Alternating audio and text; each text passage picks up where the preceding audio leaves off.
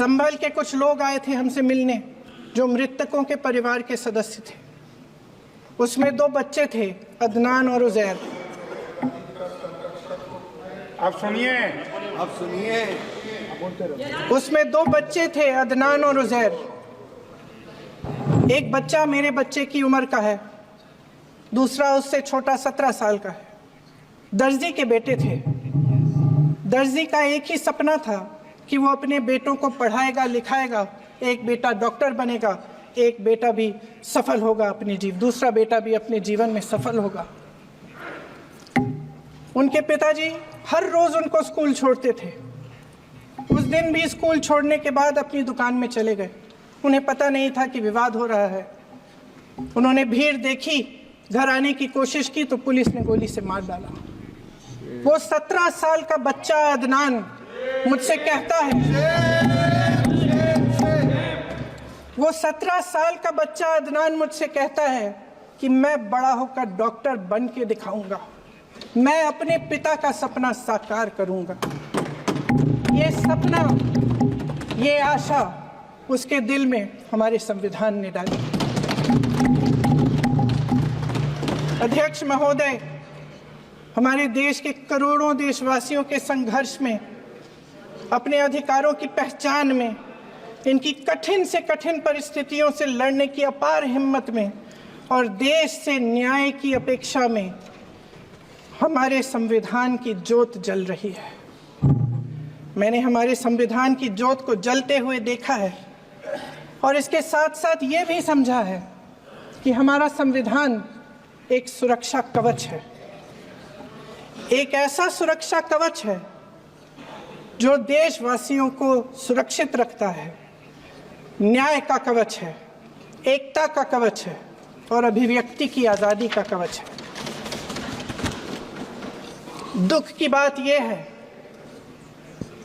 कि मेरे सत्ता पक्ष के साथी जो बहुत बड़ी बड़ी बातें करते हैं, इन्होंने इन 10 सालों में यह सुरक्षा कवच, सत्ता पक्ष के मेरे साथियों ने ये सुरक्षा कवच तोड़ने का पूरा प्रयास किया है।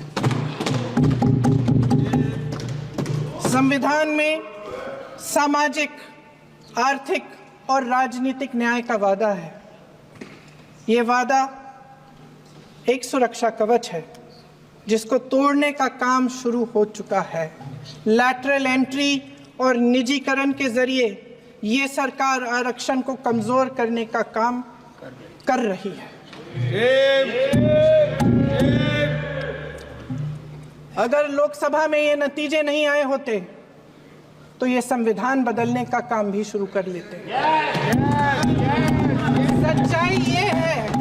सच्चाई ये है अध्यक्ष महोदय कि आज संविधान बार बार इसलिए कह रहे हैं क्योंकि इस चुनाव में इनको पता चल गया कि इस देश की जनता ही इस संविधान को सुरक्षित रखेगी,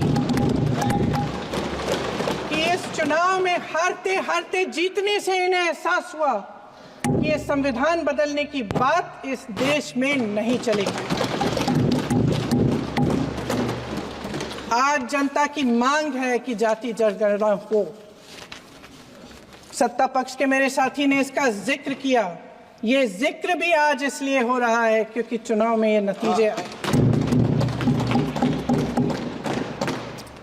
ये जाति जनगणना इसलिए जरूरी है ताकि हमें पता चले कि किसकी क्या स्थिति है और नीतियां उस हिसाब से बने। इनकी गंभीरता का प्रमाण ये है कि जब चुनाव में पूरे विपक्ष ने जोरदार आवाज उठाई कि ये जाति जनगणना होनी चाहिए, तो इनका जवाब देखिए। इनका जवाब भैंस भाग भैंस चुरा लेंगे, मंगलसूत्र चुरा लेंगे, इनका ये जवाब था। ये गंभीरता है इनकी जाति जनगणना पर। महोदय, हमारे संविधान ने आर्थिक न्याय की नींव डाली, किसानों, गरीबों और को जमीन बांटी, भूमि सुधार किया, जिसका नाम लेने से कभी कभी आप झिझकते हैं और कभी कभी उनका नाम धड़ाधड़ इस्तेमाल किया जाता है अपने आप को बचाने के लिए। उन्होंने HAL, BHEL, SAIL, GAIL, ONGC, NTPC, railways, IIT, IIM, oil refineries, तमाम PSU बनाए। अध्यक्ष महोदय, उनका नाम पुस्तकों से मिटाया जा सकता है, उनका नाम भाषणों से मिटाया जा सकता है, लेकिन जो उनकी भूमिका रही इस देश की आज़ादी के लिए और इस देश के निर्माण के लिए, वो इस देश में से कभी मिटाया नहीं जा सकता। 75 सालों में जनता का भरोसा रहा कि नीतियां बनेंगी तो जनता की भलाई के लिए बनेंगी। जल जंगल जमीन का अधिकार मिला आदिवासी भाई बहनों को। इंदिरा जी ने बैंकों का राष्ट्रीयकरण करवाया, खदानों का राष्ट्रीयकरण कराया। कांग्रेस और यूपीए की सरकारों में शिक्षा का, भोजन का अधिकार मिला। 75 सालों में जनता का भरोसा मिला। पहले संसद चलती थी तो जनता की उम्मीद होती थी कि सरकार महंगाई और बेरोजगारी पर चर्चा करेगी, कोई उपाय निकालेगी, कोई रास्ता निकालेगी। लोग मानते थे कि अगर कोई नई आर्थिक नीति बनेगी तो देश की अर्थव्यवस्था को मजबूत बनाने के लिए बनेगी, तो भारतीय बाजार को मजबूत बनाने के लिए बनेगी, उनके भविष्य को मजबूत बनाने के लिए बनेगी। किसान और आदिवासी भाई बहन भरोसा करते थे कि यदि जमीन के कानून में संशोधन होगा तो उन्हीं की भलाई के लिए होगा। आप नारी शक्ति की बात करते हैं।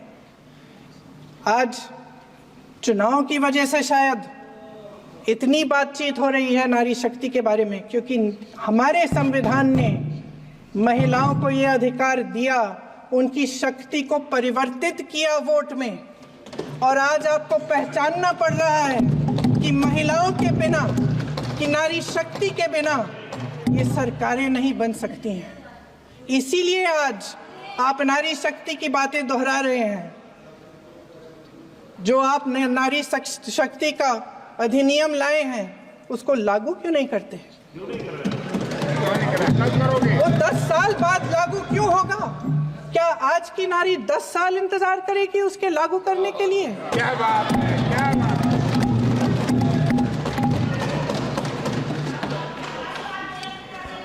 आज संसद में बैठे हुए सत्ता पक्ष के मेरे साथी ज्यादा से ज्यादा अतीत की बातें करते हैं। 1921 में क्या हुआ, कब हुआ, नेहरू जी ने क्या किया। अरे वर्तमान की बात करिए, देश को बताइए आप क्या कर रहे हैं, आपकी जिम्मेदारी क्या है? कि सारी जिम्मेदारी जवाहरलाल नेहरू की है। अध्यक्ष महोदय जी, ये सरकार आर्थिक न्याय का सुरक्षा कवच तोड़ रही है। आज संसद में बैठी ये सरकार बेरोजगारी और महंगाई से जूझ रही हमारी जनता को क्या राहत दे रही है। कृषि के कानून भी बड़े बड़े उद्योगपतियों के लिए बन रहे हैं। सही MSP को छोड़िए, DAP तक नहीं मिल रहा है।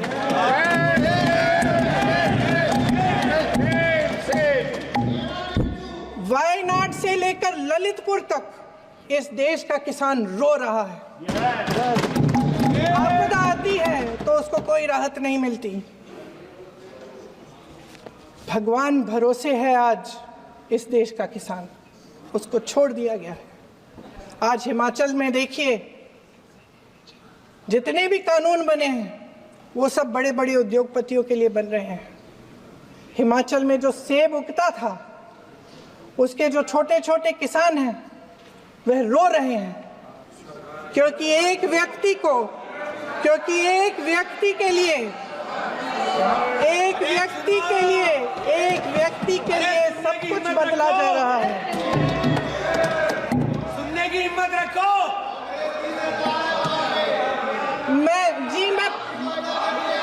अध्यक्ष महोदय जी,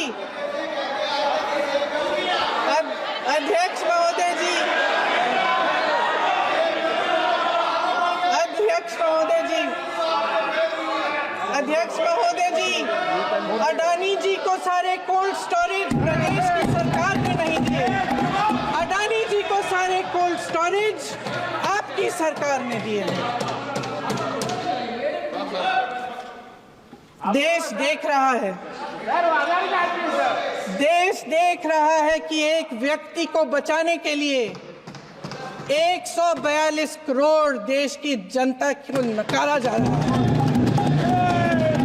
सारे बिजनेस, सारे संसाधन, सारी दौलत, सारे मौके एक ही व्यक्ति को सौंपे जा रहे हैं। सारे बंदरगाह, एयरपोर्ट्स, सड़कें, रेलवे का काम, कारखाने, खदानें, सरकारी कंपनियां सिर्फ एक व्यक्ति को दी जाए। जनता के मन में हमेशा ये विश्वास होता था कि अगर कुछ नहीं है तो संविधान हमारी सुरक्षा करेगा, मगर आज आम लोगों के बीच ये धारणा बनती चली जा रही है कि सरकार सिर्फ अडानी जी के मुनाफे के लिए चल रही है। देश में बहुत तेजी से गैर बराबरी बढ़ रही है। जो गरीब है वो और गरीब हो रहा है, जो अमीर है वो और अमीर हो रहा है। इस सरकार ने आर्थिक न्याय की भी सुरक्षा कवच तोड़ दिया है। राजनीतिक न्याय की जब बात होती है, मेरे सत्ता पक्ष के साथी आज खड़े हुए और तमाम गिनती करने लग गए कि ऐसा हुआ वैसा हुआ 1975 में जो हुआ, तो सीख लीजिए ना, आप भी सीख लीजिए। आप भी अपनी गलतियों के लिए माफी मांग लीजिए। आप भी बैलेट पे चुनाव कर लीजिए, आप भी बैलेट पे चुनाव कर लीजिए। दूध का दूध, पानी का पानी हो जाएगा। आप राजनीतिक न्याय की बात करते हैं, सरकारों को पैसों के बल पर गिरा देते हैं।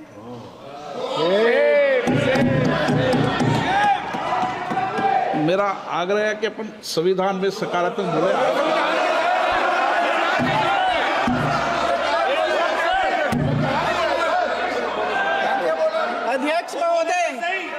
अध्यक्ष महोदय, सत्ता पक्ष के हमारे साथी ने एक उदाहरण दिया उत्तर प्रदेश की सरकार का, तो मैं भी एक उदाहरण दे देती हूँ महाराष्ट्र की सरकार का।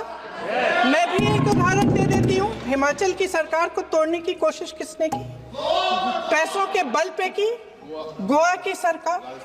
तमाम उदाहरण है। राजस्थान की क्या ये सरकारें जनता ने नहीं चुनी थी? क्या संविधान इन पर लागू नहीं था? पूरी देश की जनता जानती है कि इनका, हंसती है, जानती है कि इनके यहाँ तो वॉशिंग मशीन है।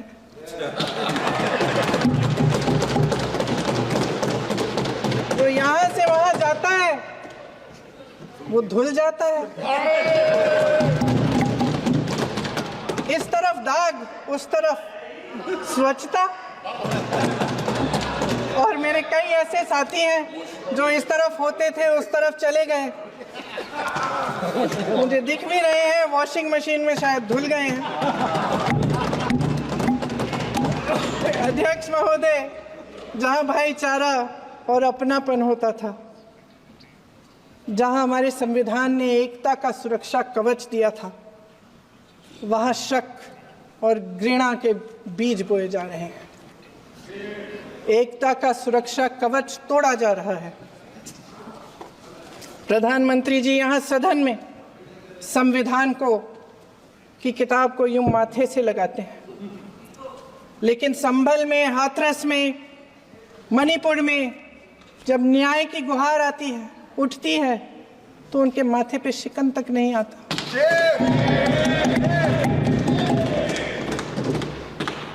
शायद समझ नहीं पाए हैं कि भारत का संविधान संघ का विधान नहीं है।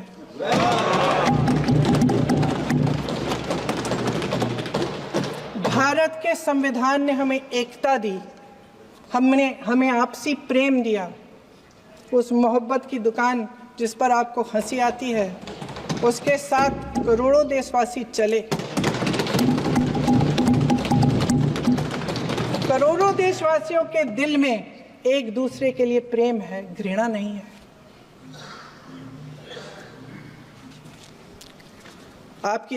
इनकी जो विभाजनकारी नीतियां हैं, उसका नतीजा हम रोज देखते हैं।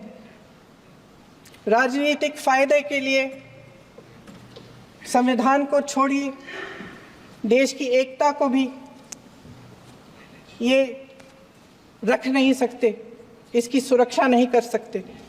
हमने संभल में देखा, मणिपुर में देखा।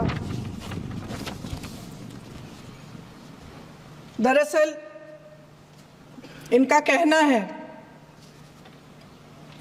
कि अलग अलग इस देश के अलग अलग हिस्से हैं, कैमरा लेकिन हमारा संविधान कहता है कि ये देश एक है और ये देश एक रहेगा।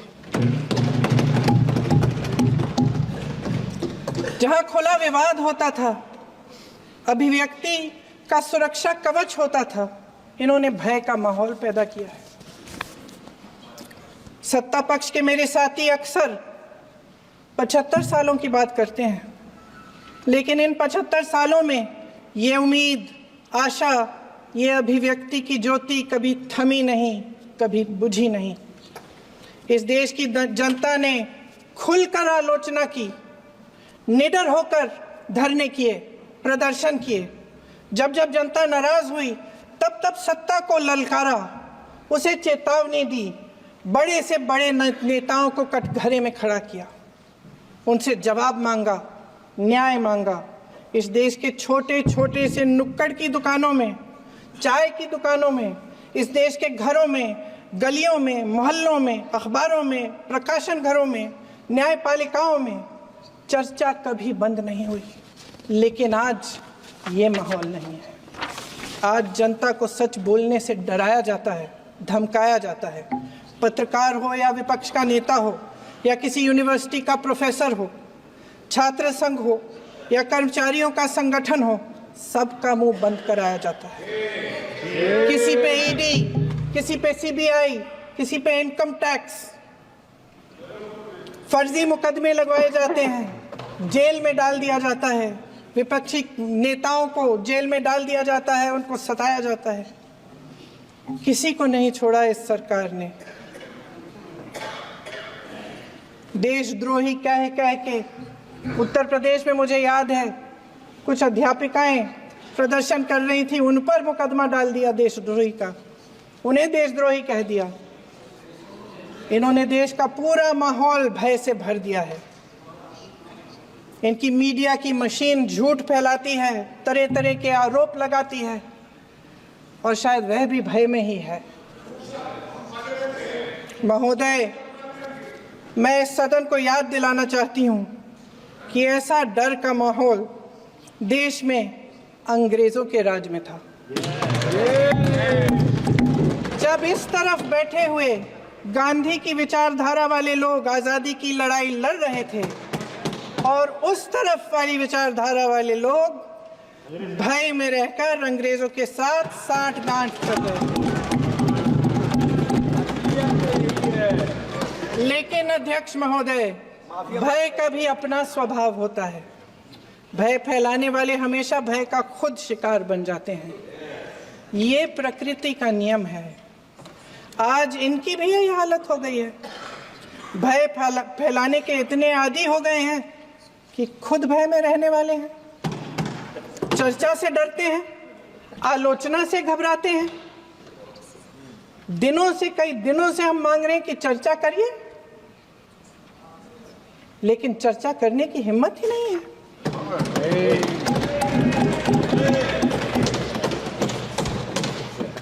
एक कहानी होती थी अध्यक्ष महोदय, शायद बचपन में आपने भी सुनी होगी। राजा भेष बदलकर बाजार में आलोचना सुनने जाता था। ये सुनने जाता था कि प्रजा मेरे बारे में क्या कह रही है, मैं सही रास्ते पे चल रहा हूं कि नहीं।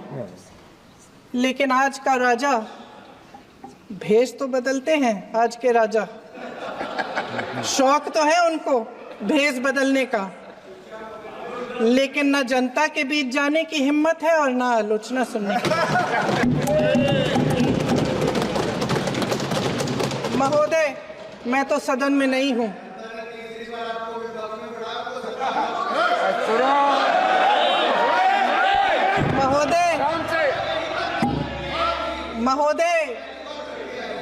महोदय, जनता में बहुत विवेक है, ये सही है।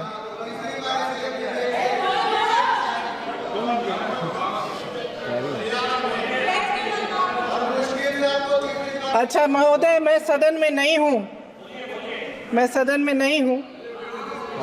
कुछ हाँ ठीक है, मैं सदन में नहीं हूँ, मात्र 15 दिनों से आ रही हूँ। लेकिन मुझे ताज्जुब होता है कि इन 15 दिनों में इतनी बड़े इश्यूज हैं, इतनी बड़ी बातें हैं। प्रधानमंत्री जी मात्र एक दिन के लिए, शायद 10 मिनट के लिए दिखे हैं सब।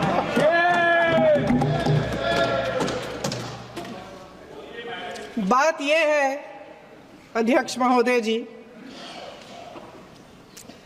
कि ये देश भय से नहीं, साहस और संघर्ष से बना है। इसको बनाने वाले देश के किसान, जवान, देश के करोड़ों मजदूर और गरीब जनता है। संविधान इनको साहस देता है। मेहनती मिडिल क्लास है और इस देश के जो करोड़ों देशवासी हैं, जो रोजाना भयंकर परिस्थितियों का सामना करते हैं, उनको साहस देता है। वायनाड में जो आपदा आई, उसमें एक छोटा लड़का था 17 साल का। 6 घंटों के लिए उसने अपनी माँ को बचाने की कोशिश की। 6 घंटों के लिए आप सोच सकते हैं कि अगर नदी की धारा बह रही है, नाराज है, आप अपनी माँ को पकड़े हो, 6 घंटों के लिए पकड़े रखते हो कि मेरी माँ बच जाएगी, और अंत में वो माँ भी बह जाती है। उस लड़के का साहस, उन महिलाओं का साहस जो पीड़ित हैं लेकिन फिर भी अपनी लड़ाई लड़ रहे हैं, उन संभल के बच्चों का साहस जिनके पिताजी अभी गुजर गए लेकिन फिर भी उनके सपनों को साकार करने की हिम्मत है, उनका साहस है। वो साहस इस संविधान ने दिया है।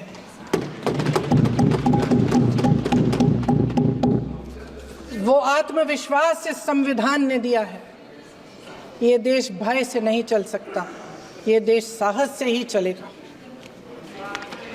भय की भी सीमा होती है, और जब वो सीमा पार हो जाती है, जब किसी को इतना दबाया जाता है कि उसको लगने लगता है कि अब मेरे पास खोने के लिए कुछ नहीं है, तब उसमें एक ऐसी शक्ति पैदा होती है जिसके सामने कोई कायर खड़ा नहीं हो सकता। ये देश कायरों के हाथों में ज्यादा देर तक कभी नहीं रहा है। ये देश उठेगा, ये देश लड़ेगा, सत्य मांगेगा, सत्यमेव जयते। जय हिंद।